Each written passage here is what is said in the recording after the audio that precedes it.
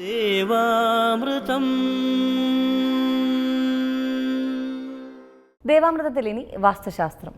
ദേവാമൃതം. വാസ്തു ജ്യോതിഷപരമായ പ്രശ്നപരിഹാരങ്ങൾ നമുക്ക് നിർദ്ദേശിച്ചു തരുവാനായി പ്രമുഖ വാസ്തു ജ്യോതിഷാചാര്യൻ ശ്രീ ഡെന്നിസ് ജോയാണ് ഇവിടെ എത്തിച്ചേർന്നിട്ടുള്ളത്. നമുക്ക് അദ്ദേഹത്തെ സ്വാഗതം ചെയ്യാം ഇന്നത്തെ അധ്യായത്തിലേക്ക്. ഒപ്പം വാസ്തുപരമായിട്ടുള്ള ഒട്ടേറെ സംശയങ്ങളും അദ്ദേഹം നമുക്ക് ദൂരീകരിച്ചു തരുന്നതായിരിക്കും. ഏറെ സ്നേഹാദരങ്ങളോടെ സ്വാഗതം.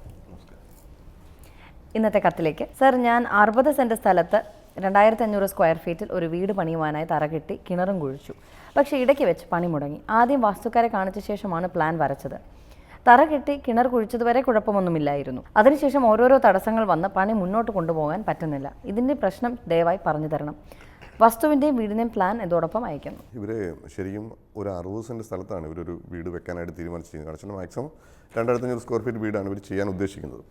അപ്പം നമ്മളൊരു വസ്തു ഇപ്പോൾ 60 സെൻറ്റ് അല്ലെങ്കിൽ 30 സെൻറ്റ് സ്ഥലം ഉണ്ടെന്നുണ്ടെങ്കിൽ ഒരു വാസ്തു ചെയ്യാൻ അറിയാവുന്ന ആരെങ്കിലും വിളിച്ചിട്ട് ഈ ഒരു സ്ഥലം നമുക്ക് നിർണ്ണയിക്കാനുണ്ട്. കാരണം 2500 സ്ക്വയർ ഫീറ്റ് ആണ് നമ്മൾ ചെയ്യുന്നതെങ്കിൽ നമുക്ക് എത്ര സെൻറ്റ് സ്ഥലം വേണം, ഏത് ഭാഗത്താണ് നമ്മൾ വീട് വെക്കേണ്ടത് എന്ന് കണ്ട ശേഷം അതിന് വ്യക്തമായിട്ടൊരു മതിൽ കെട്ടി തിരിച്ചിട്ട് അതിനകത്ത് വീട് വെച്ച് തുടങ്ങുന്നതായിരിക്കും കുറച്ചുകൂടെ ബെറ്റർ.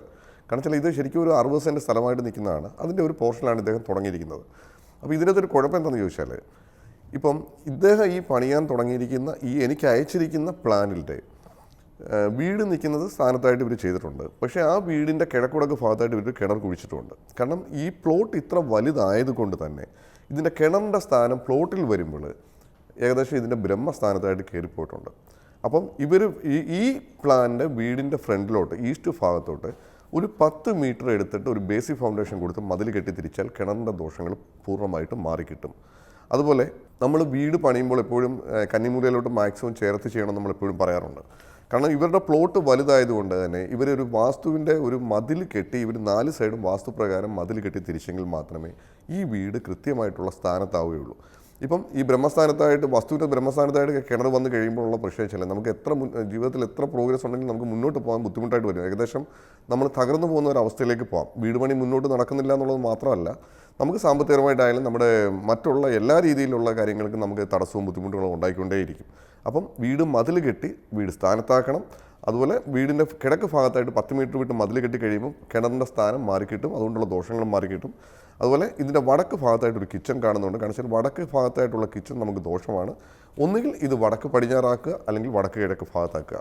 അതുപോലെ മുകൾ നിലയിൽ നോർത്ത് ഈസ്റ്റ് ഭാഗത്തായിട്ട് ഒരു ഓപ്പൺ ടെറസ് കൊടുത്ത ശേഷം സൗത്ത് വെസ്റ്റ് ഭാഗത്തെ ഒരു ബെഡ്റൂം കൂടി ഇവർ ചെയ്തെടുക്കുകയാണെന്നുണ്ടെങ്കിൽ അതിൻ്റെ വാസ്തുവിൻ്റെ ബലം കൂടുകയും ചെയ്യും, ഒരു ഐശ്വര്യമാവുകയും ചെയ്യും. അതുപോലെ ചുറ്റളവ് 80 സെൻറ്റിമീറ്റർ കൂടി കൂട്ടിയെടുത്തെങ്കിൽ മാത്രമേ ഇത് കൃത്യമായിട്ടുള്ള ചുറ്റളവിലേക്ക് വരികയുള്ളൂ. സ്ഥലത്തിന് മറ്റ് ദോഷങ്ങളൊന്നുമില്ല. ഇതിൻ്റെ മെയിൻ തടസ്സങ്ങൾ വരുത്തുന്നത് കിണറിൻ്റെ സ്ഥാനം കൊണ്ട് വന്ന വിഷയം കൊണ്ടാണ്. മറ്റ് ദോഷങ്ങളൊന്നും ഞാൻ ഈ വസ്തുവുമായിട്ട് ബന്ധപ്പെട്ടോ വീടുമായിട്ട് ബന്ധപ്പെട്ടോ കാണുന്നില്ല. ഈ ഒരു കാര്യങ്ങൾ ചെയ്ത ശേഷം വീട് പണി മുന്നോട്ട് കൊണ്ടുപോകുക. വീടിനുള്ളിൽ പലതരത്തിലുള്ള കണ്ണാടി വെച്ചിട്ട്, ദർപ്പണം വെച്ചിട്ട് അതിൻ്റെ റിഫ്ലക്ഷൻ കൊണ്ട് ഇപ്പോൾ അതിനുള്ളൊരു പ്ലസ് നമ്മൾ നോക്കുമ്പോൾ കാണുന്നതെന്ന് പറഞ്ഞാൽ വലിപ്പം കൂടുതലായിട്ട് മുറിക്കൊക്കെ വലിപ്പമുള്ളതായിട്ട് തോന്നാറുണ്ട്. അത് വാസ്തുപരമായി നമുക്ക് എങ്ങനെ വിലയിരുത്താൻ സാധിക്കും? ചില വീടുകളൊക്കെ എടുക്കുമ്പോൾ ചില കോർണറുകൾക്ക് മിസ്സിങ് കോർണറായിട്ട് വരും. അപ്പോൾ ആ ഒരു മിസ്സിങ് കോർണർ നമ്മൾ ബേസിക് ഫൗണ്ടേഷൻ കെട്ടി തിരിക്കുന്നതിന് പകരം ഗ്ലാസ് വെച്ചിട്ട് നമ്മൾ റിഫ്ലക്റ്റ് ചെയ്ത് കളയാറുണ്ട്. അതിന് നമ്മൾ ഗ്ലാസ് യൂസ് ചെയ്യുന്നുണ്ട്. അതുപോലെ ചില വീടുകളൊക്കെ എടുക്കുമ്പോൾ യു ഷേപ്പിൽ വരുന്ന വീടുകളുണ്ട്. കാരണം ഒരു ഭാഗം കാണുകയില്ല. അപ്പോൾ ആ ഒരു ഭാഗത്തിൻ്റെയൊക്കെ ദോഷ പരിഹാരങ്ങൾ ചെയ്യുവാനായിട്ട് നമ്മൾ ഗ്ലാസ് വെച്ച് റിഫ്ലക്റ്റ് ചെയ്യുകയൊക്കെ നമ്മൾ ചെയ്യുന്നുണ്ട്. പിന്നെ അതേപോലെ വീടിനകത്തുള്ളൊരു കാര്യം എന്ന് വെച്ചാൽ, ഇപ്പം ചില വീട്ടിൽ വാഷ് ബേസിൻ വെക്കും. കാരണം സ്വീകരണ മുറിയോട് ചേർന്നായിരിക്കും അവരുടെ ഡൈനിങ് ഹാളിൽ വാഷ് ബേസിനൊക്കെ ഉണ്ടാവും. അപ്പോൾ വാഷ് ബേസിൻ ഓട്ടോമാറ്റിക്കലി നമ്മൾ കണ്ണാടി വെക്കുന്നതുകൊണ്ട് ആ ഗ്ലാസ് പലപ്പോഴും മെയിൻ വാതിലിന് നേരെ ആയിരിക്കാം വരുന്നത്. കാരണം വെച്ചാൽ ഒരു മെയിൻ ഡോറ് തുറന്നാൽ നമ്മുടെ വെളിയിൽ നിന്നുള്ള ഒരു പോസിറ്റീവ് എനർജി ആ വീടിനകത്തേക്ക് കടന്നു വരുന്നത് മെയിൻ ഡോറിൻ്റെ അകത്തൂടെ തന്നെയാണ്. അപ്പോൾ അത് തിരിച്ച് റിഫ്ലക്റ്റ് ചെയ്യുന്ന രീതിയിലായി പോകുന്നതുകൊണ്ട് മെയിൻ ഡോറിന് ഓപ്പോസിറ്റായിട്ട് ഇങ്ങനെയുള്ള മിറർ വെക്കുന്നത് ദോഷമാണ്. ഇപ്പോൾ ക്യാഷ് ബോക്സ് ഒക്കെ വെക്കാനായിട്ട് തെക്ക് പടിഞ്ഞാറ് ഭാഗത്ത് നമ്മളൊരു അലമാരി വെച്ചെന്ന് വെച്ചു. അപ്പോൾ അതിന് ഓപ്പോസിറ്റായിട്ട് വടക്ക് പടിഞ്ഞാറ് ഭാഗത്ത് ഈ അലമാരി കാണത്തക്ക രീതിയിൽ നമ്മളൊരു മിറർ വെക്കുകയാണെന്നുണ്ടെങ്കിൽ അലമാരി ഡബിളായിട്ട് കാണുമല്ലോ. അപ്പോൾ അലമാരിയിൽ വെക്കുന്ന സമ്പത്ത് വർദ്ധിക്കാൻ അത് കാരണമാകുമെന്ന് വാസ്തുവിൽ വിശ്വസിക്കുന്നുണ്ട്. നമ്മുടെ ഡൈനിങ് ടേബിൾ ഉണ്ടാവും. ഡൈനിങ് ടേബിളിൻ്റെ മുകൾ ഭാഗത്ത് റൂഫിൽ നമ്മൾ ചെറിയ ഗ്ലാസ്സുകൾ റിഫ്ലക്റ്റ് ചെയ്യിപ്പിക്കുന്നത് ഐശ്വര്യമാണെന്ന് പറയുന്നുണ്ട്. പക്ഷേ നമ്മുടെ ബെഡ്റൂമിൽ നമ്മൾ ഗ്ലാസ് വെക്കുമ്പം അതിൻ്റെ ഒരു പോർഷനും അതിൻ്റെ ഒരു ഭാഗവും കട്ടിലയിലോട്ട് ഫേസ് ചെയ്യാൻ പാടില്ല. ഒന്നാമത് ഏതെങ്കിലും ഗ്ലാസിൻ്റെ ഒരു പോർഷൻ കട്ടിലയിലോട്ട് ഫേസ് ചെയ്യുന്നുണ്ടെങ്കിൽ ആ വീട്ടിൽ താമസിക്കുമ്പോൾ ഭാര്യ ഭർത്താക്കന്മാർ തമ്മിൽ കലഹങ്ങളുണ്ടാവാം. അതുപോലെ ചില അറ്റാച്ച്ഡ് ടോയ്ലറ്റ് ഉണ്ടാവും, ബെഡ്റൂമിൽ അറ്റാച്ച്ഡ് ആയിരിക്കും ടോയ്ലറ്റ്. അപ്പോൾ ആ ടോയ്ലറ്റിൻ്റെ ഡോർ തുറക്കുമ്പം ഈ നമ്മുടെ മുറിയിലോട്ട് ഫേസ് ചെയ്യുന്ന രീതിയിലുള്ള ചില ഗ്ലാസ്സുകൾ വെച്ചിട്ടുണ്ടാവും. അപ്പോൾ ഒന്നാമത് ടോയ്ലറ്റിനകത്ത് എപ്പോഴും നെഗറ്റീവ് ഊർജ്ജമായിരിക്കും. അപ്പോൾ ആ ടോയ്ലറ്റ് തുറക്കുമ്പം അതിനകത്തുള്ള നെഗറ്റീവ് ഊർജ്ജം ആ ഗ്ലാസ്സിൽ തട്ടി അത് ബെഡിലോട്ട് അല്ലെങ്കിൽ ബെഡ്റൂമിലേക്ക് റിഫ്ലക്റ്റ് ചെയ്യുന്ന രീതിയിലായി പോകും. അതുകൊണ്ട് ഒരു കാരണവശാലും ബെഡ്റൂമിന് നേരെ, നമ്മുടെ വാതിലിന് നേരെ ഗ്ലാസ് വെക്കാൻ പാടില്ല. അപ്പം വാതിലിന് നേരെ ഗ്ലാസ് വരാൻ പാടില്ല. അതുപോലെ ഈ പറഞ്ഞ പോലെ നമുക്ക് ചില ഏരിയയിൽ നമുക്ക് ഗ്ലാസ് ഉപയോഗിക്കുന്നത് നല്ലതാണ്. പക്ഷേ ആരെങ്കിലും അറിയാവുന്ന വാസ്തുക്കാരെ വിളിച്ച് കാണിച്ചിട്ട് ഏതൊക്കെ പോർഷനിൽ വെക്കാൻ പറ്റുമെന്ന് നോക്കി ചെയ്യുന്നതായിരിക്കും കുറച്ചുകൂടെ ബെറ്റർ. കാരണം ഗ്ലാസ്സുകൾ എപ്പോഴും നമ്മൾ വാസ്തുവിൽ ഉപയോഗിക്കുന്നുണ്ട്. അപ്പോൾ അത് നല്ലതിന് ഉപയോഗിക്കാം, മോശമായിട്ട് ഉപയോഗിക്കാം. ചില ആംഗിളിൽ നമുക്ക് വെക്കുന്നത് ദോഷമാണ്, ചില ആംഗിളിൽ വെക്കുന്നത് നമുക്ക് നല്ലതാണ്.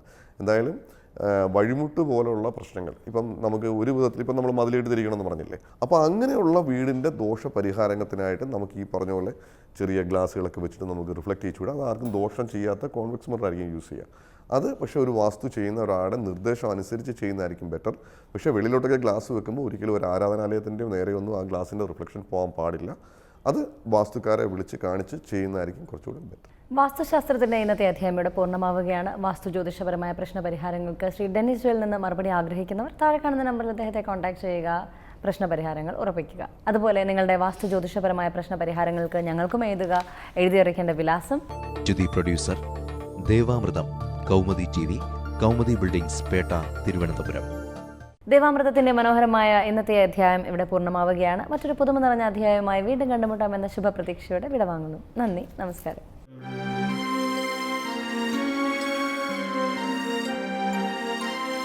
മറക്കുന്നു നാം ഇന്നു നമ്മളെ തന്നെ, വേദാന്തമില്ലാത്ത നാൾ വഴിയിൽ അറിവിൻ്റെ ആ ദിവ്യപ്രഭയായി ചൊരിയുന്നു ഗുരുവരുളാകുന്ന ദേവാമൃതം, ഗുരുവരുളാകുന്ന ദേവാമൃതം.